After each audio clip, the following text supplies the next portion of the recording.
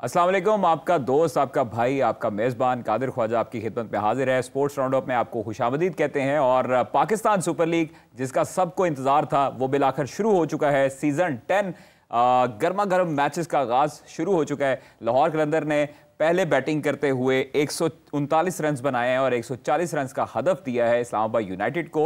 और इसी के साथ साथ इफ्तिताही तकरीब जो है वो बड़ी धूमदार हुई है और बड़े ग्राफिक्स यूज़ किए गए, बड़ी आतिशबाजी का इख्तिमाम किया गया, सूफ़ी म्यूज़िक हुआ, फिर उसके बाद जो है वो रैप म्यूज़िक भी हुआ और तगड़ा म्यूज़िक अली ज़फ़र ने भी गाया। हमारे साथ जो है वो हमारे स्पेशल गेस्ट मौजूद हैं, साबिक टेस्ट क्रिकेटर हैं, अब्दुल रऊफ साहब मौजूद हैं। बहुत शुक्रिया सर वक्त देने का।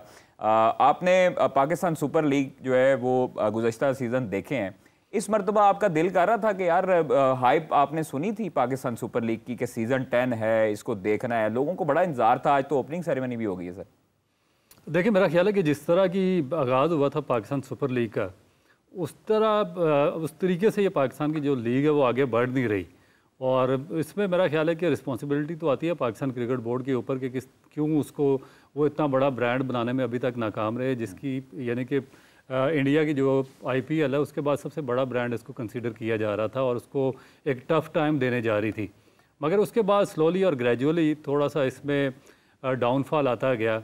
आप लोगों को इतना ज़्यादा इंगेज कर नहीं सके। फिर जो आपकी लोकल कम्युनिटी थी आप उसको भी इंगेज नहीं सही तौर पे कर सके। आप जो आपके क्रिकेट के हलके थे उनको भी सही तौर पे इंगेज नहीं कर सके। फिर आपके ब्रॉडकास्टिंग के भी थोड़े से उसमें इश्यूज़ आते रहे हैं। फिर एक आपकी जो पाकिस्तान की क्रिकेट का डाउनफॉल है उसने बहुत ज़्यादा इस पर इफेक्ट डाला। उसके बाद जो कराची आपका लाहौर के बाद जो दूसरा, मेरा ख्याल कि लाहौर से पहले ही आप उसको कंसीडर करें जो सबसे बड़ा सिटी है, उसमें अगर लास्ट टाइम आपने जो मैचेस करवाए हैं तो उसमें जो इंटरेस्ट था पब्लिक का वो इतना ज़्यादा नहीं था। ये ऐसी चीज़ें थी जिनको पाकिस्तान क्रिकेट बोर्ड को एड्रेस करना चाहिए था PSL से, या जो लास्ट PSL नवा एडिशन ख़त्म हुआ था उसके फ़ौरन बाद, और एक साल में उनको अपनी प्रिपरेशन मुकम्मल कर लेनी चाहिए थी। तो अभी देर आए दुरुस्त है, देखें लेकिन एक ब्रांड है पाकिस्तान का, इसमें सारे पाकिस्तान के प्लेयर्स भी हिस्सा ले रहे हैं। उसके बाद जो फॉरेनर प्लेयर्स हैं वो भी पार्टिसिपेट कर रहे हैं, और उसके बाद जो फास्ट बॉलर्स की एक हाइप है वो दुनिया में सबसे ज़्यादा इस लीग में है। तो हम यही उम्मीद तो यही है कि एक अच्छा इस दफ़ा कॉन्टेस्ट आपको देखने को मिलेगा। एग्जैक्टली ऐसे ही है। और रऊफ भाई, हमने देखा कि मैंने सिकंदर रज़ा का इंटरव्यू भी किया, उन्होंने भी यही कहा कि मुझे IPL से ज़्यादा जो है वो पाकिस्तान सुपर लीग इसलिए पसंद है क्योंकि यहाँ पर जो है वो फास्ट बॉलिंग टैलेंट बहुत ज़्यादा है और यहाँ पर उनके सारे दोस्त भी हैं। तो ये अपनी अपनी सी लीग है। आपको पता है IPL भी इस वक्त चल रही है। तो आज के पहला मैच जो है उसकी पहली इनिंग पर नज़र मारते हैं। स्कोर कार्ड में आपको बताता हूँ। फ़खर जमान 1 रन बनाए। मोहम्मद नईम जो कि जिनकी बड़ी तारीफ़ कर रहे थे, हम भी बहुत उनसे एक्सपेक्ट कर रहे थे कि वो रन्स करेंगे, 1 छक्का लगाया उन्होंने और 8 रन बनाए। जबकि अब्दुल्ला शफीक जो हैं जिन्होंने 66 रन्स बनाए और 38 गेंदें उन्होंने खेली हैं, 6 चौके 3 छक्के हैं और 173.68 का उन्होंने स्ट्राइक रेट है। उसके साथ साथ डेरिल मिचेल जिन पर बहुत भरोसा किया जा रहा था लाहौर कलंदर की तरफ से, 13 रन बनाए। सैम बिलिंग्स भी 0 पर आउट हुए। सिकंदर रज़ा ने 23 रन बनाए। जबकि जहादाद खान, डेविड वीज़ा जो है वो 0-0 पर रहे। उसके साथ साथ शाहीन शाह अफरीदी कप्तान 2 रन बनाकर आउट हुए। हारिस रऊफ ने 10 रन बनाए जबकि आसिफ अफरीदी ने 2 रन बनाए। तो टोटल हुआ 139। पूरे ओवर भी नहीं खेले अब्दुल रऊफ भाई। और बॉलिंग जो है वो जैसन होल्डर ने बहुत शानदार की है, 4 आउट किए हैं। उनको अपने कद का भी एडवांटेज हो सकता है क्योंकि आपकी जितनी हाइट अप्रॉक्सीमेटली उनकी हो सकती है। शादाब खान की बात करें तो काफ़ी अरसे से बड़ा लैक कर रहे थे परफॉर्मेंस का। हमने देखा कि जो चैम्पियंस T20 कप था उसमें भी उनकी परफॉर्मेंस अच्छी थी और उनका अच्छा कमबैक हो रहा था डोमेस्टिक जो टूर्नामेंट था। अब जो है वो उन्होंने 3.2 ओवर में 25 रन के एवज जो है वो 3 विकेटें ली हैं। तो ये शुक्र है कि कुफर टूटा खुदा खुदा करके, और शादाब की जो है वो वापसी होने जा रही है अल्लाह के हुक्म से। और 4 विकेटें जैसन होल्डर की, बाकी नसीम शाह और इमाद वसीम ने 1-1 विकेट लिया है। तो क्या ओवरऑल कैसा देख रहे हैं लाहौर की परफॉर्मेंस को? चेज़ होता दिखाई दे रहा है रावलपिंडी की विकेट पे? देखिए, जिस तरह आपने शुरू में बात की कि लोगों का इंटरेस्ट किस तरीके से क्रिएट करना है, तो लोगों का इंटरेस्ट क्रिएट करने के लिए आपको बड़ा बड़ा स्कोर देखना पड़ेगा। और फिर उसके बाद जो सबसे मेजर जो चीज़ है वो ये है कि जो आपके टॉप बैट्समैन हैं, देखें, एक तो ऑलरेडी पाकिस्तान की जो पोजीशन है वो डाउनफॉल का शिकार है। जो टॉप ब्रांड्स हैं वो इस तरह कंसिडर हो नहीं रहे जिस तरीके से उन्हें होना चाहिए। जो अब फ़खर ज़मान पे बहुत ज़्यादा पाकिस्तान की नेशन रिलाई करती है। और जब फ़खर ज़मान, बाबर आज़म, शाहीन अफरीदी, शादाब खान या इस तरह के जो बाकी प्लेयर्स हैं वो डिलीवर करेंगे तो फिर इस लीग का जो स्टैंडर्ड है वो नीचे से काफ़ी ज़्यादा ऊपर हो जाएगा। तो ये एक मेरे लिए बहुत ही एक क्वेश्चन मार्क है जिसका फ़खर ज़मान का जल्दी आउट हो जाना। ये एक बहुत ही अच्छा इनिशिएटिव लाहौर कलंदर ने लिया जो मोहम्मद नईम को उन्होंने चांस दिया, क्योंकि उनकी बहुत ज़्यादा हमने तारीफ सुनी है, डोमेस्टिक में उन्होंने परफॉर्म किया और स्ट्रेट अवे उन्होंने पहले मैच में ही उनको कंसीडर किया और चांस दिया। इससे पहले देखा गया कि जो यंगस्टर हैं आप उनको साथ रखते हैं मगर उनको चांसेस वगैरह नहीं मिलते, तो ये एक पॉजिटिव चीज़ है। दूसरा देखें कि एक ही बॉलर आया जिस तरह आपने बात की है, होल्डर, और उसने अपनी हाइट के साथ जो डिफरेंस है वो क्रिएट कर दिया और अभी तक वो सिलसिला चलता आ रहा है। जो पाकिस्तान के बैट्समैन जिस प्रॉब्लम का शिकार है, आपने न्यूजीलैंड में देखा, आपने चैंपियन ट्रॉफी में देखा, आपने साउथ अफ्रीकन टूर में देखा कि जैसे ही कोई लंबे कद का बॉलर आता है और उसको थोड़ी सी सीम या स्विंग मिलनी शुरू हो जाती है या हाइट मिलती है तो उसमें सारे जो पाकिस्तान की बैटिंग लाइन अब कोलैप्स होना शुरू हो जाती है।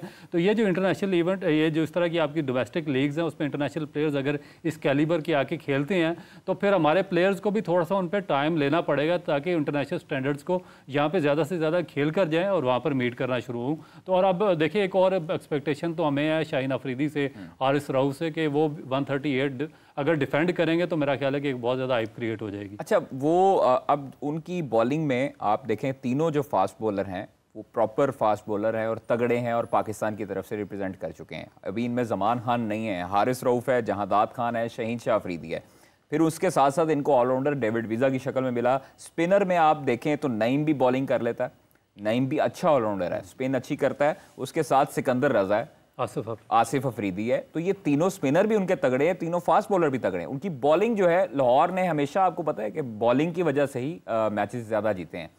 तो फ़खर ज़मान हमें लैग करते दिखाई दिए, गैर मुहताज शॉट्स खेल रहे थे। फिर उसके बाद अभी ख़ास तौर पर हम विकेट कीपिंग देखी है तो आज़म खान बड़ा स्टंप भी उन्होंने बड़ा लेट किया, हारिस रऊफ का नॉट आउट हुए। फिर उसके बाद कैचेस भी 3-4 उन्होंने हिलचुल की है। तो क्या चक्कर क्या है सर, इसके लिए उनको खुद क्यों नहीं सोचते अपने ऊपर वर्क करने के लिए? अभी तक आपकी मैं फिटनेस देख रहा हूँ तो आप तो इनसे यंग लग रहे हैं मुझे। देखिए मेरा ख्याल है कि पाकिस्तान क्रिकेट बोर्ड को जो स्टैंडर्ड हैं उनको दोबारा डिफाइन करना पड़ेगा, क्योंकि मैं अभी पढ़ रहा था अंडर 16 अंडर 17 टूर्नामेंट करवाया जो पाकिस्तान की डोमेस्टिक का इवेंट था, उसमें उन्होंने अंडर 16 बच्चों के लिए फिटनेस क्राइटेरिया रख दिया कि अगर आप इस सर्टन क्राइटेरिया को पास करेंगे तो फिर आपकी सिलेक्शन होगी।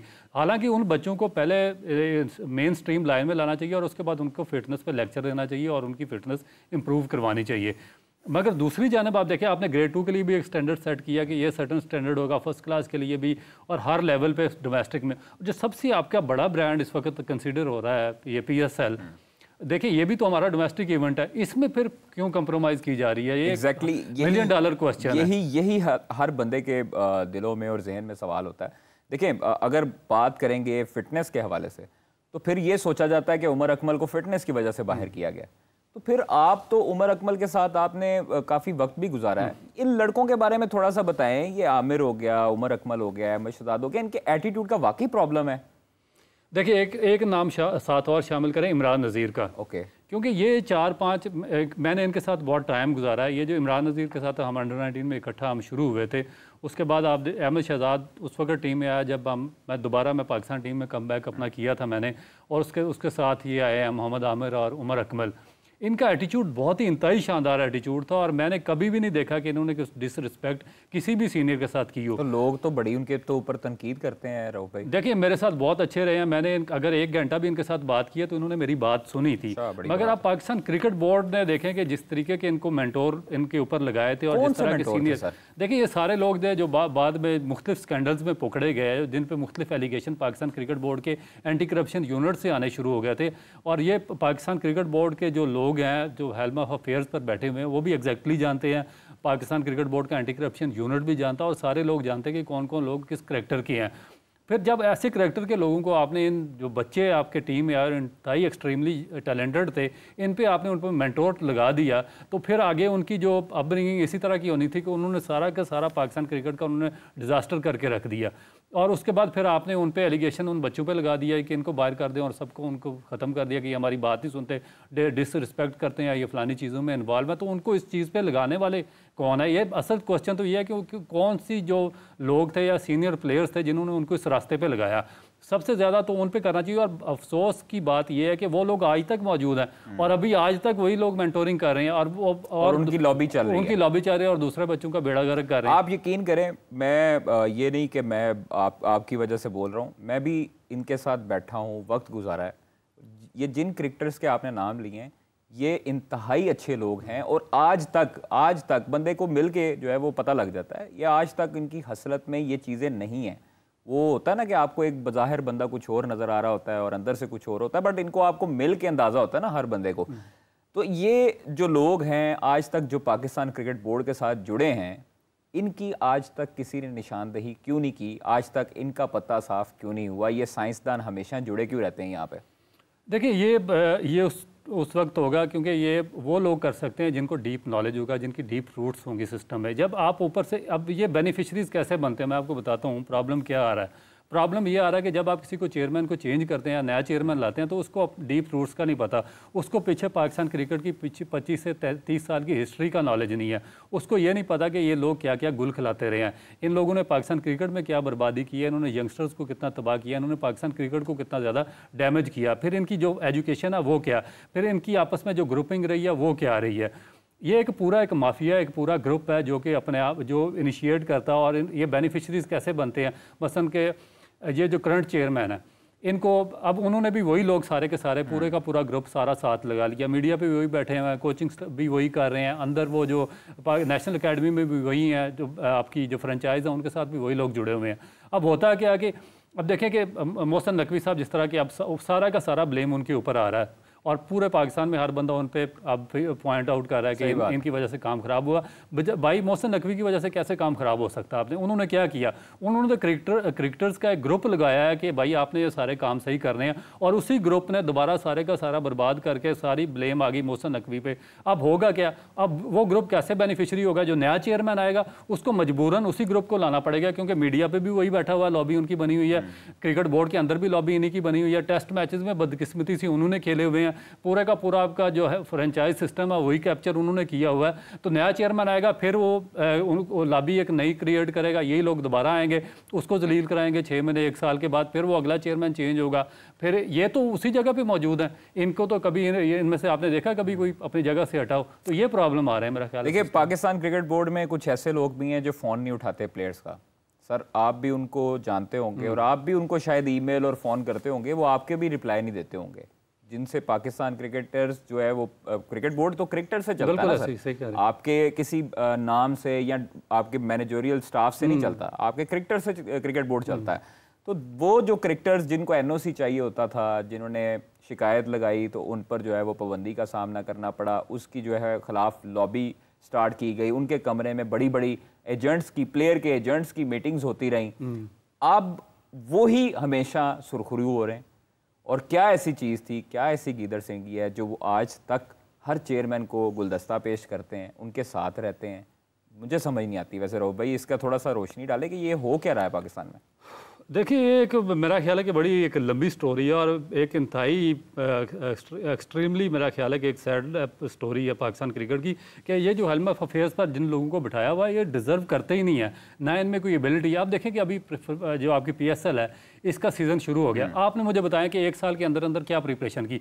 आपका कराची का जो पूरा सिस्टम पिछले साल हुआ, कोलैप्स हुआ, वहाँ पे लोगों के इंटरेस्ट बिल्कुल 0 लेवल पे था। सही बात है। ये किसकी वजह से हुआ? चैंपियंस ट्रॉफी में अवाम नहीं आई। अच्छा अवाम नहीं आई। और आप देखें कि अब उसका हल इन लोगों ने, ये कितने शातिर और कितने इवल माइंडेड लोग हैं, इन्होंने उसका हल क्या निकाला? कराची को 3 मैच दे दिए। भाई बजाय कि उस चीज़ को दुरुस्त करें कि भाई लोगों को कम कर दिया। आपके पास 1 साल का पूरा आपको टाइम मिला, ठीक है जी, 1 साल का आपको टाइम है, आपने कितने लोग एंगेज किए वहाँ पे, आपने कम्युनिटी को एंगेज करने के लिए क्या काम किया, आपने वहाँ पे बिजनेस ढूंढे, आपने जो बड़े बड़े वो वहाँ पे लोग ट्राइकॉन बैठे हुए हैं उनको आपने एंगेज किया, आपने यूनिवर्सिटीज़ कॉलेजेस और स्कूल के बच्चों को साथ इन्वॉल्व किया, आपने ग्राउंड की रेनोवेशन के लिए क्या काम किया, आपने जो कराची सिटी क्रिकेट एसोसिएशन थी उसके साथ मिलकर आपने किस तरीके से कोई प्लान बनाया कि किस तरीके से कराची को मेनस्ट्रीम में लाना। ये बड़ा ज़बरदस्त पॉइंट है, इसी पॉइंट पर गुफ्तगू करते हैं। हमारे साथ मैनेजर हैं क्वेटा ग्लैडिएटर्स के आज़म खान साहब। बहुत शुक्रिया आज़म भाई, आपने बहुत खिदमत की है, अभी तक कर रहे हैं और मुख्तलिफ क्रिकेटर्स आप लोगों के क्लब से खेलते हैं, आप लोगों ने क्रिकेटर्स बनाए हैं और बड़े बड़े नाम प्रोड्यूस करके पाकिस्तान क्रिकेट को दिए हैं। बहुत शुक्रिया वक्त देने का। कैसी जा रही है तैयारी कोयटा ग्लैडिएटर्स की सर? इस दफ़ा नया कप्तान है, नई होप्स हैं, नए लड़के हैं, नए चेहरे हैं, कितने उम्मीद है कि पाकिस्तान सुपर लीग सीजन 10 की ट्रॉफी कोयटा ही लेके जाएगी? बिस्मिल्लाहिर्रहमानिर्रहीम। कादर भाई, पहले तो शुक्रिया, आपने मुझे मौका दिया। कोयटा ग्लैडिएटर की तैयारियां माशाल्लाह से अच्छी जा रही हैं और माशाल्लाह प्लेयर भी हमारे सारे फिट हैं और उम्मीद है कि हमारी टीम इंशाल्लाह ये टूर्नामेंट जीतेगी। ले जी, उम्मीद है। मेरे साथ साबिक टेस्ट क्रिकेटर अब्दुल रऊफ साहब मौजूद हैं। आजम भाई, ये अभी काफ़ी जो है वो इन्होंने बड़ा पॉइंट रेज किया कि कराची में मैचेस बहुत कम दिए गए हैं और कराची वाले जो हैं वो आते नहीं हैं। उनको इंगेज करने के लिए किसी ने कोई कोशिश नहीं की, बल्कि उसके अलावा मैच कम कर दिए गए, तादाद कम कर दी गई। तो आप लोगों का दिल नहीं करता कि कराची में उसको इंगेज करने के लिए अवाम को मार्केटिंग अच्छी की जाती, कोई ऐसे जो है वो चीज़ें की जाती कि अवाम जो है वो जुड़ती, ज़्यादा से ज़्यादा स्टेडियम आए? रऊफ भाई अस्सलाम वालेकुम। जी वालेकुम सलाम। मेरे ख्याल में रऊफ भाई की बात सही है, लेकिन क्रिकेट बोर्ड कोशिश कर रहा है। अब अवाम तो आपको पता है, कराची की अवाम इतना दूर पैदल चल के आने से काफी परेशान होती है, तो इसलिए लोग मैच देखने नहीं आते।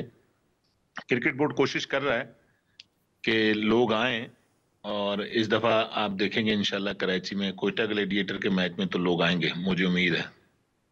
सर, आपका कहने का मतलब है कि जो दूसरा मैच होने जा रहा है पेशावर और कोयटा का, उसमें कोयटा को ज़्यादा सपोर्ट मिलेगी, बाबर आजम को लोग इतना सपोर्ट नहीं करेंगे, या साइम को, लोकल बॉय है, साइम को भी इतनी सपोर्ट नहीं मिलेगी क्योंकि साइम भी आपके ही प्रोडक्ट है और कोयटा का पहले वो प्लेयर था। तो फिर कोयटा को वन साइड मैच इसका मतलब है जितवाया जाए? देखें, मैच जितवाना तो जो अच्छा खेलेगा वो मैच जीतेगा। सारे कौमी क्रिकेटर हैं, भले वो साइम हो, बाबर हो या कोयटा ग्लैडिएटर्स में जो लड़के खेल रहे हैं। हमारी कोशिश ये है कि हम लोगों को एंगेज करें और ग्राउंड लाएं। तो इसलिए मैंने कहा कि इंशाल्लाह उम्मीद है कि कोयटा के मैच में लोग होंगे। आजम भाई, ऐसी कोई बात हुई है, सरफराज भाई ने कोई आपसे कोई बात की हो, नदीम भाई से कोई बात की हो कि मेरा दिल करता है अभी भी मैं जो है वो PSL खेलूं और परफॉर्मेंस दूं? हालांकि उन्होंने एक डोमेस्टिक भी टूर्नामेंट जो खेला था मेंटोर होने के बावजूद। तो क्या अभी कोई ऐसी बात है या वो कहते हैं, वो राजी हैं कि मैं टीम डायरेक्टर ही ठीक हूँ? देखें, तो सरफराज अहमद की अपनी, आपको पता है, मर्जी है, वो खेलें या डायरेक्टर रहें। नदीम उमर साहब ने कभी भी उनको मना नहीं किया खेलने से या कहा हो कि आप ना खेलें। वो सरफराज अहमद को फ्री हैंड उन्होंने दिया हुआ है कि वो खेलना चाहते हैं तो खेलें, डायरेक्टर तो अच्छा, आजम भाई, एक और चीज़ हमने देखी है वीडियो में, नदीम भाई प्रैक्टिस के दौरान खड़े हुए हैं और मॉनिटरिंग कर रहे हैं। तो अब हमें जो है वो पता लग रहा है कि नदीम भाई जो है वो एक एक चीज़ नोट करेंगे और ख़ुद अपनी निगरानी में टीम को प्रैक्टिस करवाया करेंगे। देखें, नदीम, हर ओनर जो है, आज एक और ओनर भी टीम के साथ खड़े थे। भाई मालकान है टीम के, वो टीम के साथ खड़े हो सकते हैं, देख सकते हैं सब कुछ। नदीम भाई हमेशा से मॉनिटरिंग करते हैं सब, और मालकान जो है टीमों के वो मॉनिटर करते हैं, ऐसा नहीं है।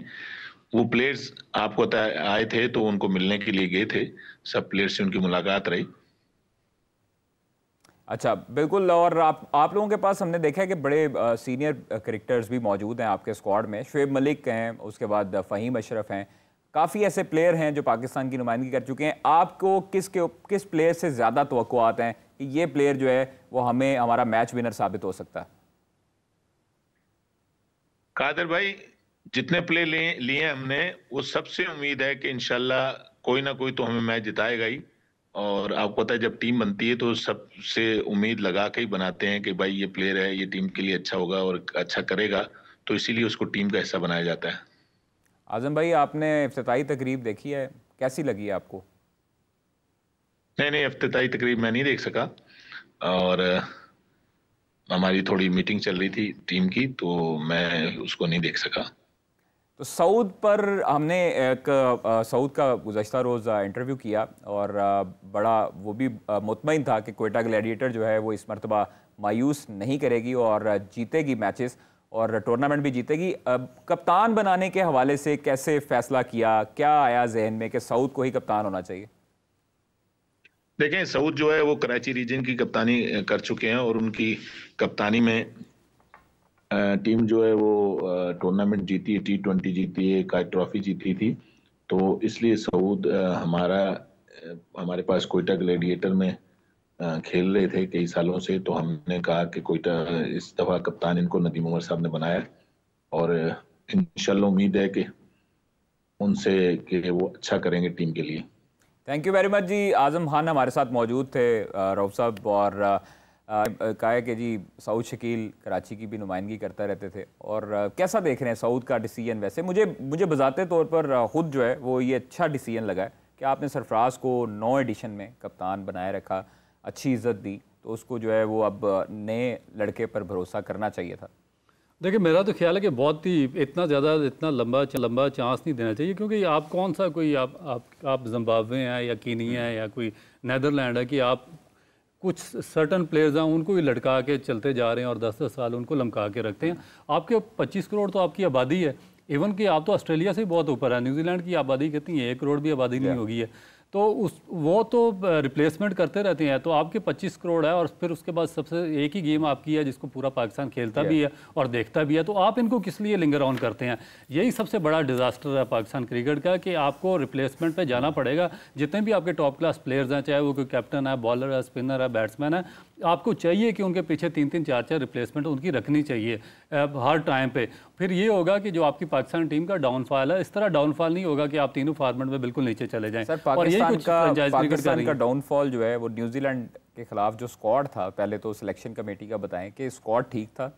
दूसरी चीज़, कप्तान अगर बनाया है रिजवान को, तो आपके मुताबिक एक कप्तान को कितनी सीरीज़ तक कप्तानी करनी चाहिए, कितने साल उसको मिलने चाहिए, या उसको हर सीरीज़ के बाद उसकी एवेल्यूएशन करके उसको हटाना चाहिए?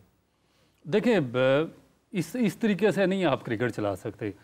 जो आपका मेजर डिजास्टर हुआ वो शुरू हुआ चैम्पियन ट्रॉफी, और उससे पहले, बल्कि उससे भी पहले, जब आपने 2 अपने कोचेस तय किए हैं।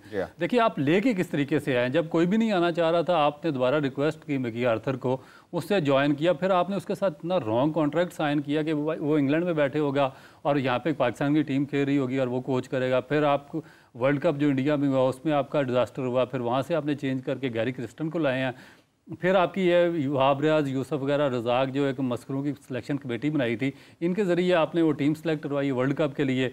वो पहले दूसरे राउंड में बाहर हो गई, तो आपने सारा मलबा फेंका गैरी क्रिस्टन पे। फिर उसको आपने वहाँ से पाकिस्तान वापस बुलाया, चैम्पियंस कप हो रहा था, उसके साथ मिल बैठ के आपने अगला जो आपका सिनेरियो था, वो लॉन्ग टर्म पॉलिसी थी, उस पर आपने काम किया, और 15 दिन नहीं गुजरे आपने उसको सैक कर दिया। जैसन गिलेस्पी को आपने 1-2 सीरीज़ दी, उसके बाद उसको भी सैक कर दिया। फिर वहाँ से आप आकिब जावेद को लेकर चले गए। फिर जिस तरीके की उन्होंने टीम सिलेक्शन की है, वो तो मेरा नहीं ख्याल कि कोई एक नॉर्मल बंदा उस तरह की टीम सेलेक्ट कर सकता है। कि आपको पता है, आप सारी ज़िंदगी इन कंडीशंस में खेलते रहे हैं, जहाँ पे पता है कि स्पिनर्स डोमिनेट पिचें होंगी, और जब तक आपके पास स्पिनर्स नहीं होंगी आप वहाँ पे मैच में रिजल्ट प्रोड्यूस नहीं कर सकते। कि अब एक क्रिकेटर को जो सबसे बड़ी सेंस क्रिकेट खेल कर आती है, वो ये आती है कि उसको पता होता है कि चाहे आपके पास 10 या 11 सुपरस्टार्स की टीम हो, मगर जब तक आप टीम, जो कंडीशंस हैं, जो ग्राउंड के हालात हैं, जो पिचेस के कंडीशंस हैं, उनके मुताबिक आप टीम नहीं बनाएंगे, आप तो कोई भी मैच नहीं जीत सकते। यही पाकिस्तान के साथ हुआ, एक स्पिनर के साथ गया डिजास्टर हुआ। यानी कि 29 साल के बाद एक इतना बड़ा आपको इवेंट मिला, और आप 5 दिन में आप चैम्पियन ट्रॉफी से आउट हो गया, और उसका सारा मज़ा आपने किरकिरा कर दिया। और जो पाकिस्तान के जो शायकीन थे, इतने अरसे से इंतज़ार कर रहे थे, 25 करोड़ लोग, उनकी सारी ख्वाहिशात मट्टी में मिला दी आपके। उसके बाद फिर आप न्यूजीलैंड में देखें कि न्यूजीलैंड में तो खैर ये एक्सपेक्टेशन थी, क्योंकि पीछे मेरा नहीं ख्याल कि कितना अरसा हो गया पाकिस्तान को, न्यूजीलैंड में कोई मैच ही नहीं जीता पाकिस्तान। तो वहाँ पर तो अच्छा, उसमें देखें कि आप प्रिपरेशन इनकी देखें कि आपने न्यूजीलैंड जाना, बाउंसी स्विमिंग कंडीशंस हैं, और आपका कैंप किधर लगा हुआ, आप 1 महीना कैंप लगा के रखा LCCA क्रिकेट ग्राउंड में, जहाँ पे घुटनों से ऊपर बॉल नहीं आती। भाई, अगर आपने न्यूजीलैंड में प्रैक्टिस करनी है, खेलना जाके, तो आपको प्रैक्टिस चाहिए थी। इस्लामाबाद का डायमंड क्लब है, उसकी पिच तैयार कराते, या एबटाबाद स्टेडियम चले जाते, वहाँ पे बाउंसी ट्रैक है, वहाँ पे आप 1 महीना प्रैक्टिस करके जाते, सीमेंट विकेट पे कर लेते, किसी भी जगह पे कोई सेंस इस्तेमाल करके जाते, तो आपको इतना बुरा रिजल्ट ना देखना पड़ता। अब उसका आपकी PSL को भुगतना पड़ेगा कि वहाँ पे लोगों का इंटरेस्ट कम हो जाएगा। सर देखें, IPL के जो मैचेस हैं, अगर आपने IPL से कंपैरिजन करना है, इस लीग को ज़्यादा आपने हाईलाइट करना है, तो फिर आपको ज़्यादा रन्स भी बनाने होंगे और ज़्यादा रन्स चेस भी करने होंगे, फिर ही आपकी जो है वो लोगों का इंटरेस्ट डेवलप होगा। अगर आप 130-40 बनाएंगे डेली, और वो 12-13 ओवरों में हो जाएंगे मुकम्मल, या मैच अगर क्लोज जाता है फिर आपकी हाइप बनती है। तो ये अगर विकेट बनाने वाला जो है वो उनको नहीं होता आइडिया कि भाई PSL है, PSL में आप ज़्यादा रन्स वाली विकेट बनाओ, फ्लैट ट्रैक बनाओ, ताकि आपके बॉलर जो है उनका भी इम्तिहान हो, बैटर जो है वो खूब खेलें। ये इस तरह है कि देखिए कि ये वही करेगा ना जिसको जिसको इंटरेस्ट, आपको कम से कम जब किसी चीज़ में आपका इंटरेस्ट होगा, किसी में आपका एक्सपीरियंस होगा, तो फिर आप उसकी प्रिपरेशन टाइम से पहले शुरू करेंगे और एक लॉन्ग टर्म पॉलिसी पे या विजन को सामने रख के उसकी पॉलिसी बनाएंगे। जब एट 11th आवर आप टीम सिलेक्शन करेंगे, पिचेस को देखेंगे, आप देखेंगे कि लोग क्यों नहीं आ रहे। अभी इनको नहीं पता कि हम किस तरीके से लोगों को एंगेज करेंगे जो कराची में मैचेस होंगे। अब इन्होंने बात की है ना, तो अब ये वे आउट तो बताएं, आपके साथ 1 साल था, आपके पास 1 साल में आपने क्या एंगेजमेंट किया, क्या वहाँ पे पब्लिक ट्रांसपोर्ट दिया, क्या किसी फ्रेंचाइज ने या PSL के जो नुमाइंदा था वो कराची में किसी कॉलेज, यूनिवर्सिटी में, किसी स्कूल में, किसी जगह पे गया, वहाँ पे कोई इन्होंने फंक्शन करवाया, वहाँ पे लोगों को ऑन बोर्ड लिया, इन्होंने वहाँ पे ग्राउंड की रेनोवेशन किया, कोई अट्रैक्शन दी है, किसी ब्रॉडकास्टर को साथ रख के उसकी हाइप क्रिएट की है, कोई स्पॉन्सरशिप इन्होंने का मामला, किसी के साथ बड़े बड़े वहाँ पे कितने बड़े लोग बैठे हुए, कोई साइन किया लोगों को अट्रैक्ट करने के लिए, क्या इन्होंने एक चीज़ बता दे जो इन्होंने की है। अभी वो मैच कम कर दिए वहाँ पे। इसी तरह पिचेस का कि जब आपका बिल्कुल लास्ट टाइम मुल्तान में आपके मैचेस हुए, आपको पता वहाँ पे क्या था, इनको पता था कि वहाँ पे मॉइस्चर गिरेगा। जब साउथ पंजाब में आपने मैचेस करवाने हैं एक ओपन फील्ड एरिया, अब जो फील्ड एरिया होगा वहाँ पे डेफिनेट मॉइस्चर आम शहरी इलाके से बहुत ज़्यादा होगा और डंपनेस आ जाएगी वहाँ पे डंपनेस थी। वहाँ पे 120-125 पे टीमें आउट होना शुरू होगी यार। जो आपके फास्ट बॉलर थे जिनकी फैंटी लगी अभी चैम्पियन ट्रॉफी में न्यूजीलैंड में, वो वहाँ पर रिजल्ट प्रोड्यूस करते रहे हैं। तो इसका मतलब है कि आपकी प्रिपरेशन नहीं थी। अभी आपने देखें कि आपके सामने ये इस्लामाबाद में क्या हुआ, लाहौर में क्या होता रहा लास्ट टाइम पे, कराची में किस तरह के मैच हुए हैं ना। आप बड़े स्कोर वाली एक फ्लैट पिचेस तैयार करवा सकते हैं जिस पे T20 क्रिकेट, बामकसद किस्म की T20 क्रिकेट हो जिसमें लोगों की इन्वॉल्वमेंट हो और पूरी दुनिया का वो निगाह का मरकज़ बने ना। आप कोई और किसी किस्म की हाइप क्रिएट कर सकते हैं। तो मेरा नहीं ख्याल कि कोई इतनी ज़्यादा इनमें सीरियसनेस है। जब तक लास्ट मोमेंट पर आप इनिशिएटिव लेंगे तो उसका तो कोई फ़ायदा नहीं होगा। देखें अब्दुल रऊफ भाई, आपने जो भी पाकिस्तान के क्रिकेटर हैं, एक मेरा पर्सनल सवाल है, अगर आप बुरा ना बनाएं, आपकी एजुकेशन मैं जानना चाहता हूं कि कितनी है। देखिए मेरी एजुकेशन, मैंने जब पाकिस्तान टीम में आया था तो उस ज़माने में मैंने पॉलिटिकल साइंस में मास्टर किया था और मेरी जो कश्मीर अफेयर्स में मास्टर मैंने किया हुआ था क्योंकि मेरा तल्लुक़ ही कश्मीर से है। तो मैंने अभी दोबारा उसमें क्रिकेट खेलने के बाद, क्योंकि मुझे शौक़ था पढ़ने का और मेरा 25-30 साल का क्रिकेट का एक्सपीरियंस था, तो मैंने स्पोर्ट्स साइंसेस में MSc की है। अच्छा। फिर उसी स्पोर्ट्स साइंसेस में मैंने MPhil किया और अब इंशाल्लाह ताला मैं PhD करूँगा इसी में, क्योंकि एक लंबा अरसा इस फील्ड में गुजारा तो वो करना तो चाहिए आप। सर इतनी पढ़ाई करने का क्या फ़ायदा है? मुझे देखिए मैं तो अपने इंटरेस्ट के लिए, अपने शौक़ के लिए, क्योंकि मुझे जानना है इसके बारे में। एक फील्ड है जिसको आपने 30 साल दिए हैं, तो फिर जब आप उस फील्ड में के बारे में आपको एक एक चीज़ का डेफिनेट पता होना चाहिए। जो लेटेस्ट टेक्नोलॉजी है उसका यूज़ आपको आना चाहिए। फिर जो मेथड्स वहाँ पे यूज़ होते हैं उसको सीखना आपके लिए ज़रूरी है। फिर जो लेटेस्ट इनोवेशन हो रही है पूरी दुनिया में जो आप स्पोर्ट्स साइंसेस के शोबे में, तो वो डेफिनेट सीखना तो आपका सर वो तो ठीक है। आपने अभी PhD करनी है, MPhil आपने कर लिया हुआ है और स्पोर्ट्स साइंसेज में आप जो है वो हुए में, तो पाकिस्तान क्रिकेट बोर्ड से कभी रब्ता हुआ है कि इतना पढ़ा लिखा बंदा इतना जो तहकीक कर रहा है स्पोर्ट्स में, उसको हम यूटिलाइज़ करें, उसको बुलाएं, उससे फ़ायदा लें, उससे मुस्तफ़ीद हों? कभी बुलाया है? कभी हुई है बातचीत? बुला के उन्होंने कहा ओके यार आप आकिब जावेद की जगह आप को हम प्रेफर कर रहे हैं, तो आप जो है वो सोचे ज़रा पाकिस्तान टीम को कैसे बेहतर करना है। नहीं, वो कर ही नहीं सकते ना। उनमें इतनी, देखिए किसी हाईली क्वालिफाइड, आपका ब्रेन ड्रेनेज क्यों हो रहा है? आपके जो डॉक्टर्स हैं, हाईली क्वालिफाइड PhD लोग हैं, क्यों पाकिस्तान छोड़ के बाहर जा रहे हैं? पिछली मैं एक रिसर्च देख रहा था, तो उसमें आपके 70% तो डॉक्टर्स आपके पाकिस्तान छोड़ के दूसरे कंट्रीज चले जाएंगे, तो और कई जा रहे हैं। तो इसी तरीके से यहाँ पे है कि देखिए जब एक बंदे को नॉलेज ही नहीं है, वो खुद सिफारिश पे आगे पाकिस्तान क्रिकेट बोर्ड में लग गया है, तो उसने फिर आगे जो आप पूरी टीम है उस सिफारिशों की बनानी है, वो कब मेरिट पे काम करेगा? उसको क्या पता एजुकेशन क्या होती है, उसको क्या पता स्पोर्ट्स साइंस क्या होती है, उसको स्पोर्ट्स में जो लेटेस्ट टेक्नोलॉजी है उसके बारे में उसका इंटरेस्ट ज़ीरो। वो जो लेटेस्ट इनोवेशन आ रही है उसके बारे में उसकी थिंकिंग है ही नहीं, तो वो मुझे कैसे क्यों बुलाएगा? वो तो उन्हीं को बुलाएगा जो चार आके लतीफ़े सुनाएंगे, उसके मतलब की बातें करेंगे, अपनी ग्रुप बंदी वहाँ पे करेंगे और सारे पाकिस्तान का सिस्टम का बेड़ा गर्क करेंगे। तो वो उन लोगों में ही खुश हैं। और पाकिस्तान क्रिकेट बोर्ड के बदकिस्मती से जो पिछले 10-15 साल से जितने भी ये चेयरमैन आ रहे हैं, वो इसी किस्म के लोगों के साथ बैठ के वो खुश होते हैं, उनके साथ गप्पे मारते हैं और पाकिस्तान क्रिकेट को बर्बाद करते हैं और चले जाते हैं। तो आपका मतलब है कि आप पाकिस्तान में अपना फ्यूचर नहीं देख रहे, आप बाहर जाएंगे? बिल्कुल भी बाहर अगर आपको मौका मिलता तो आप बाहर क्रिकेट बोर्ड या किसी जो है वो स्पोर्ट्स एक्टिविटी ग्रुप के साथ उनके साथ काम कर सकेंगे? देखें, अभी तो मैं अपनी क्वालिफिकेशन, मैं तो इसी पे है कि मैं आगे पीएचडी करूं और फिर इसके बाद ये जो स्पोर्ट्स ये आपकी बॉलिंग है, इस पे मेरी रिसर्च है, उस पे मैं लिख रहा हूँ कि फास्ट बॉलर्स की जो बेसिक इंजरीज़ पे है कि क्यों जो इंजरीज़ की वजह से आपकी जो बॉलिंग की स्पेस कम हो रही है फास्ट बॉलर्स की, और फिर जो उनके एक्शन में जो बायोमैकेनिकल फॉल्ट्स हैं उनकी वजह से जो रिस्ट्रिक्ट आ रहा है, जो परफॉर्म नहीं कर रहे, उस पर मैं अभी अपनी एक रिसर्च मुकम्मल कर रहा हूँ। अच्छा, रिसर्च पर भी बात करते हैं। अबरारुल हक साहब नामवर गुलकार हैं पाकिस्तान के, उन्होंने कहा जी पाकिस्तान टीम को माहिर नफ्सियात की ज़रूरत है और उनकी जो फेवरेट टीम्स हैं वो उन्होंने एक का नाम नहीं लिया, वो भी उन्होंने भी थोड़ी सी साइंस लड़ाई है। उनको सुनते हैं उन्होंने क्या कहा है, आपको भी सुनवाते हैं। अबरारुल हक ने गुफ्तगू की है समा के साथ खुसूसी तौर पर, वो आपको सुनाते हैं। डेवलपमेंट गोल्स में जो कैरेक्टर बिल्डिंग है ना, वो सिर्फ उन्होंने स्पोर्ट्स के ज़रिए की है। हमारे नौजवान बजाय इसके मनशियात की तरफ जाएं, गलत चीज़ों में जाएं, स्पोर्ट्स एक बेस्ट एक्टिविटी है इनको इंगेज करने के लिए। ये जो इकदाम हुआ है इसको जितना भी अप्रिशिएट किया जाए वो कम है, और ज़्यादा से ज़्यादा लोग स्पोर्ट्स की तरफ इंगेज हों। इसका एक और फिर इससे नया टैलेंट भी निकलता है, हमारी ज़रूरत है नए प्लेयर्स की, सो इसको अप्रिशिएट करता हूँ और उसकी जितनी भी हाइप क्रिएट की जाए वो काम है। देर के बाद एक यहाँ पे अच्छा मैच देखने में आ रहा है, इंटरनेशनल क्रिकेटर्स आ रहे हैं, लोग क्रिकेट के बहुत बड़े फ़ैन हैं पाकिस्तान में, अगरचे थोड़े से मायूस हैं, लेकिन ये एक ऐसा मौका होता है कि चलो ये दोनों टीमें अपनी हैं सारी, जब भी जीतेगा पाकिस्तान जीतेगा और फिर अच्छी खबरें भी इंशाल्लाह आएंगी। हमारी टीम जो है, मैं ज़ाती तौर पे समझता हूँ उनको साइकियाट्रिस्ट की ज़रूरत है, और ये मैं कोई ऐसी बात नहीं कर रहा कि खुदा न खासा उसका ज़हनी तवाज़ुन दुरुस्त नहीं है।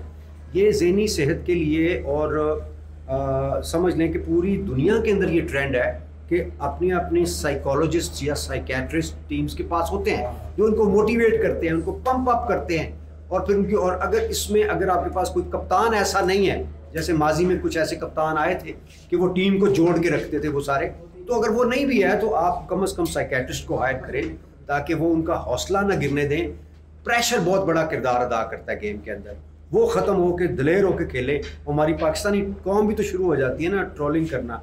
मेरा दिल तो हमेशा कोयटा ग्लैडिएटर्स के साथ रहा है, इसलिए कि कोयटा मैं चाहता हूँ खुशी के पैगाम जाए, ट्रॉफी उधर जाए, तो मेरे दिल के करीब है। रहता मैं लाहौर में हूँ तो लाहौर कलंदर के लिए मैंने गाना भी गाया था।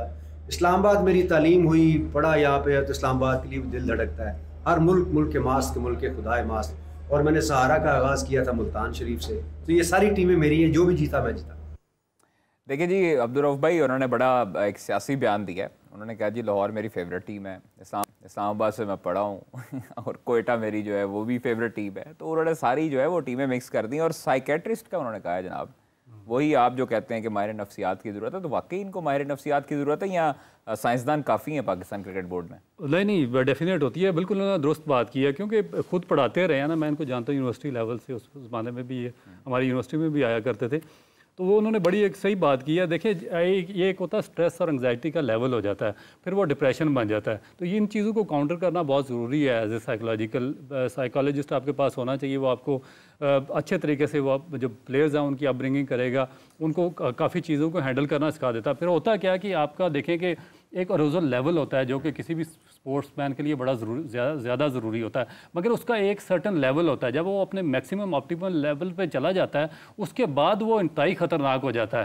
तो वो फिर उस लेवल से आपको नीचे उसको मेंटेन रखना पड़ता है एक मैक्सिमम लेवल पे। अगर उससे ऊपर या उससे नीचे चले जाएगा तो आपकी परफॉर्मेंस में बहुत फ़र्क आ जाएगा। आप देखिए, बाबर आजम की एग्जाम्पल इसी से मैं कोट करता हूँ कि बाज़ दफ़ा ऐसा होता है कि आप फॉर्म में भी होते हैं, मगर आप पे प्रेशर इस तरह का डेवलप कर दिया जाता है या हो जाता है कि आपकी परफॉर्मेंस उस लेवल की नहीं रहती। आप जो उसमें ये होता है, जो साइकोलॉजी कहती है कि जब आप प्रैक्टिस करते हैं ना, तो वो प्रैक्टिस भी आपके लिए उल्टा नुकसानदेह होना शुरू हो जाती है। आपने देखा होगा कि हमारे टॉप के प्लेयर्स बहुत ज़्यादा टाइम ग्राउंड में देते हैं, प्रैक्टिस करते हैं, मगर साइकोलॉजिकली वो अच्छे तरीके से ट्रीट नहीं हुए होते। तो इसी वजह से वो जो प्रैक्टिस है वो उल्टी हो जाती है। जब वो टीम हो जाते हैं, उसमें मैच में जाते हैं, इतनी ज़्यादा प्रैक्टिस के बाद, तो वहाँ पर उनसे परफॉर्म नहीं होता। तो ये मेरा ख्याल है कि साइकोलॉजिकल फैक्टर डेफिनेट है इसमें। लीजिए, इस पर गुफ्तगू करते हैं। साबिक टेस्ट क्रिकेटर और साबिक कप्तान सलमान बट साहब हमारे साथ मौजूद हैं। बट साहब, बहुत शुक्रिया वक्त देने का। अबरारुल हक कहते हैं कि पाकिस्तान टीम को एक जो है वो माहिर नफ्सियात की ज़रूरत है, तो आपका भी यही मौक़िफ़ है? मुझे तो इल्म नहीं है कि इस कॉन्टेक्स्ट में बात हो रही है, कि क्या इसका बैकग्राउंड है, इसलिए मैं इस पर कमेंट नहीं कर सकता। नहीं जी, इस पर कमेंट नहीं कर सकते। चलें, आप पाकिस्तान सुपर लीग पर बात करते हैं। पता जो नहीं है बात क्या हो रही है। हाँ, देखिए पाकिस्तान सुपर लीग पे बात करते हैं सलमान भाई, और 140 रन का हदफ, 19 पर एक आउट हो चुका है अभी इस्लामाबाद यूनाइटेड का। कैसा देख रहे हैं? पार्टनरशिप बिल्ड नहीं हुई फ़खर जमान की किसी प्लेयर के साथ भी। नईम जो नया लड़का है वो हमने गनी क्लास क्रिकेट ग्राउंड में भी देखा, उसको प्रैक्टिस करते बड़े छक्के लगा रहा था, लेकिन आज जो है वो टोटली सिनेरियो चेंज हुआ, पार्टनरशिप कोई बिल्ड नहीं कर सका अब्दुल्ला शफीक के साथ। देखिए, जब इस्लामाबाद ने आज बॉलिंग का आगाज किया तो थोड़ा सा पिच में आप कह लें हो सकता मॉइस्चर हो, बारिश हुई थी, थोड़ी बहुत मूवमेंट थी, और हमने देखा कि जितने भी हमारे नए बच्चे अपकमिंग हैं, थोड़ी सी मूवमेंट होती है, दे लैक फीट मूवमेंट, इनका पाँव नहीं चलता। अगर आप नईम को देखें तो जो उसने शॉट खेले दोनों लेग्स वाले बॉलों को खेले, जो बॉल ऑफ स्टंप से बाहर निकल रहा था सिर्फ उनका बैट लटक रहा था, there was no feet in the stroke. So technically glitches नजर आ रहे हैं आपको प्लेयर्स के अंदर ना, इसको थोड़ा एड्रेस करना पड़ेगा। बिल्कुल ही आप बैट घुमा के पावर हिटिंग को हमने शायद ये ज्यूम कर लिया है कि बस जोर से हिट मारनी है, हालांकि प्रॉपर क्रिकेट के अंदर रहते हुए भी आप बहुत कुछ कर सकते हैं, लेकिन जहां पे भी थोड़ी चैलेंजिंग कंडीशंस आएंगी, बॉल मूव वगैरह करेगा, वहां पे फिर टेक्निक जो है अगर वो नहीं है आपकी सही तो आपको फिर स्ट्रगल करनी पड़ेगी। सलमान भाई, पाकिस्तान टीम को किसकी नज़र लग चुकी है? 2023 वर्ल्ड कप, फिर उसके बाद 24 में, फिर उसके बाद 25 चैंपियंस ट्रॉफी, हम लोग शिकस्त पर शिकस्त खाते जा रहे हैं, कप्तान पर कप्तान चेंज होता हुआ जा रहा है। अभी भी रिजवान पर जो है वो तनकीद हो रही है, रिजवान कहता है कि इख्तियारात नहीं दिए जा रहे, कोई सिलेक्शन कमेटी जवाबदेह है तो कोई हेड कोच पर डालता है। हो क्या रहा है पाकिस्तान क्रिकेट में? कैसे बेहतर किया जा सकता है इसको? देखिए, सबको अपना अपना काम सही तरीके से करना होगा। आई थिंक फैक्टर्स खाली पाकिस्तान टीम का हारना जीतना तो आउटकम है, लेकिन अगर आप फैक्टर्स देखें तो मेरा ख्याल है इसके लिए आपको ग्रास रूट से काम करना पड़ेगा, आपको पूरी पाथवेज को एड्रेस करना पड़ेगा, आपको अपनी डोमेस्टिक क्रिकेट को सिक्वेंशियल करना पड़ेगा कि it starts to make sense कि कौन सा प्लेयर कहाँ से किस पर्पज के लिए उठाना है। हॉर्सेस फॉर कोर्सेज की बात तो होती है, लेकिन हम जब दुबई जाते हैं तो हमारे पास स्पिनर नहीं होता, जब हम न्यूजीलैंड जाते हैं तो हमारे पास 4 स्पिनर होते हैं। तो ये चीजें जो है हॉर्सेस और कोर्सेज के साथ तो बिल्कुल भी नहीं बराबर बैठती। So I think we have to make sense. Simple काम है कि आप वो करें जो रिक्वायरमेंट है। अगर आप वो चीजें कर रहे हैं जो रिक्वायरमेंट से हटके हैं, फिर तनकीद भी होती है, फिर रिजल्ट्स भी नहीं आते, और फिर आपको स्ट्रगल भी करनी पड़ती है, और फिर ये अनसर्टेनिटी भी लूम करती है, फिर बार बार चेंजेस भी होते हैं। आपके मुताबिक अभी जो कप्तान बनाया गया है सलमान अली आगा को T20 का, एक तरफ कहा जाता रहा कि सलमान अली आगा जो है वो सूटेबल नहीं है फॉर द T20 और ODI, वो टेस्ट तक ही महदूद रहने चाहिए, और दूसरी तरफ उनको कप्तान बना दिया गया, फिर शादाब खान को नायब कप्तान बना दिया गया। इस तरह के डिसीजंस पर आपका क्या कहना है? दुख नहीं होता?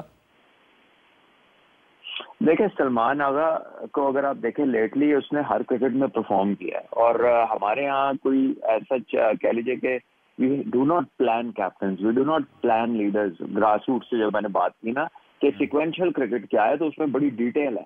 तो हमारे पास ऐसा नहीं होता कि एक बंदा कप्तान चला आ रहा है एज ग्रुप्स के थ्रू, और फिर पाकिस्तान शाइन्स, फिर पाकिस्तान है, और फिर वो एज ए कैप्टन ही आप उसको देख रहे होते हैं। यहाँ पर आप जितना भी हिस्टोरिकली देखें, मोस्ट ऑफ द टाइम ये होता है कि कोई इंस्टेंटली कोई बंदा आके अच्छी परफॉर्मेंस देता है, वो प्रॉमिस शो करता है, और अगर कोई आपको ऐसी प्रॉब्लम नजर आती है लीडरशिप में तो आप फौरन उस पर जिम्मेदारी डालते हैं। तो ये इंस्टिंक्टिव मूव्स आपको बड़ी दफा पाकिस्तान की हिस्ट्री में देखते को मिलती हैं, जबकि हम इस रोल को उस तरह से नहीं लेते जिस तरह से इसको लेना चाहिए। तो ये कोई अब की बात नहीं है कादिर, ये तो शुरू से चला आ रहा है। बाकी है कि कौन किस वक्त क्या बन रहा है ये आप मेरे से ज़्यादा बेहतर जानते हैं।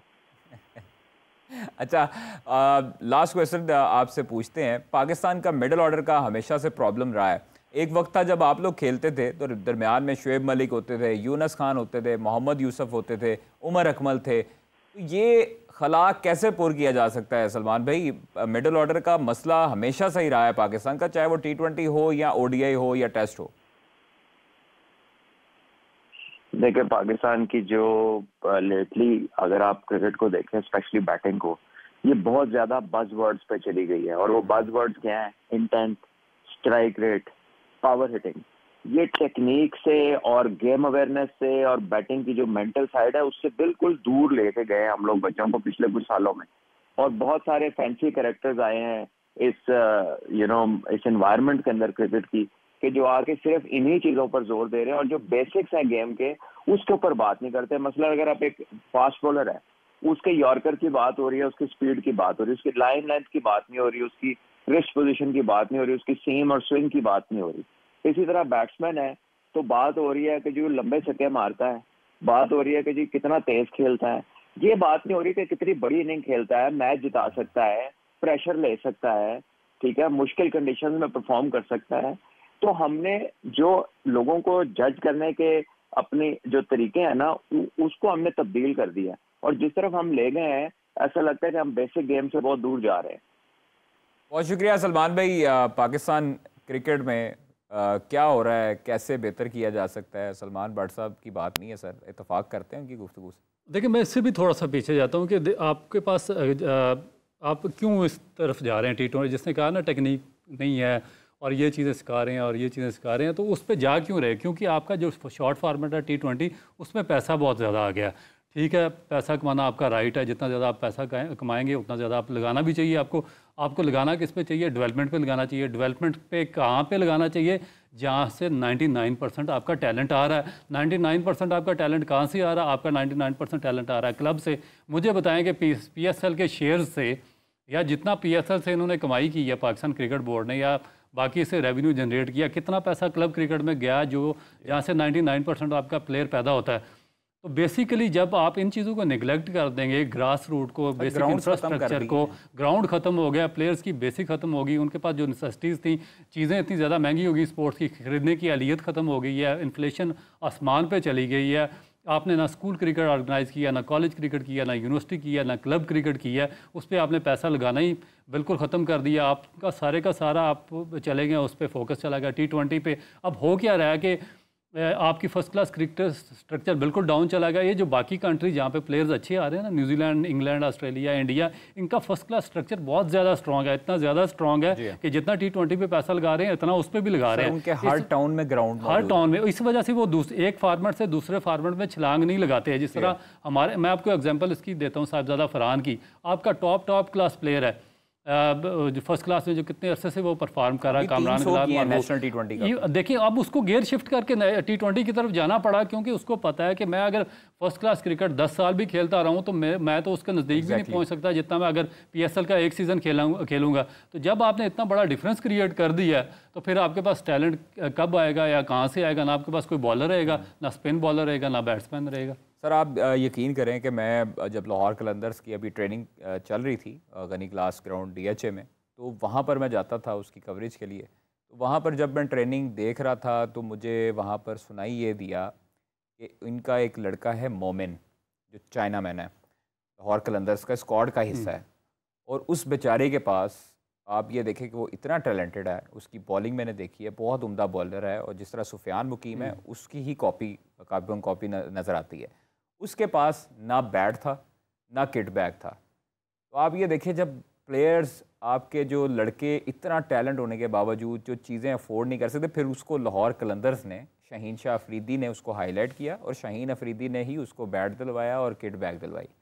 ये इस तरह के कितने मोमिन जो है वो प्लेयर होंगे सर। तो इसको देखें ना, इसको काउंटर किसने करना? देखें कि जब आपने हर चीज़ सेंट्रलाइज की हुई है, आपने कोई चीज़ डिसेंट्रलाइज की ही नहीं है। आपने रीजन्स को क्या पावर दी है? कभी एसोसिएशंस को आपने कभी पावर दी है? उनको इम्पावर किया? आप एग्जांपल तो दे देते हैं ना इंडियन IPL की, मगर उन्होंने तो नीचे सारी की सारी जो अपनी एसोसिएशंस हैं उनकी इम्पावर किया हुआ। साथ अब एंगेजमेंट आ गई है फ्रेंचाइज की, और वो हर एक अपने अपने शहर को और अपने अपने इलाके को ऑन करते हैं। वहाँ पर वो डेवलपमेंट का काम करते हैं, बच्चों को सारा कुछ देते हैं, वो लोगों को उसकी ऑनरशिप लेते हैं, लोगों को साथ इन्वॉल्व करते हैं, पैसा जनरेशन करते हैं, हर जगह से वो कोशिश करके जनरेट करते हैं।